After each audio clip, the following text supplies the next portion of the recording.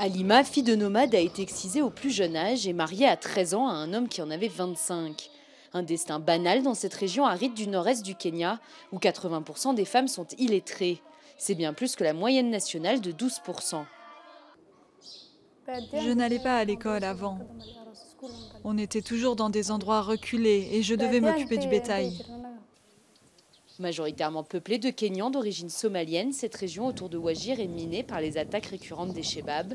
Ici, plus de 4 femmes sur 10 sont mariées avant 18 ans, le double de la moyenne nationale.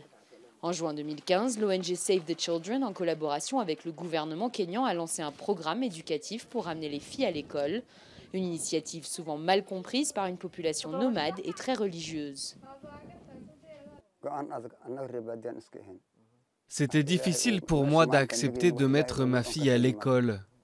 En tant que nomade, on allait de village en village, on bougeait tout le temps.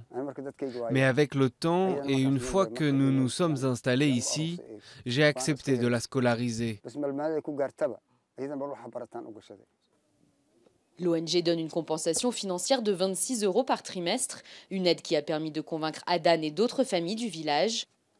Pour Hussein, le mari, cette opportunité va changer la vie de son foyer, même si cela doit repousser l'agrandissement de la famille. Ne pas avoir d'enfants maintenant, ce n'est pas un problème. La raison pour laquelle j'accepte que ma femme retourne à l'école, c'est pour qu'elle soit éduquée, mais surtout pour lui permettre de trouver un travail. Halima espère devenir professeur des écoles et subvenir financièrement aux besoins de sa famille. À 16 ans, c'est la plus âgée de sa classe et la seule à être mariée.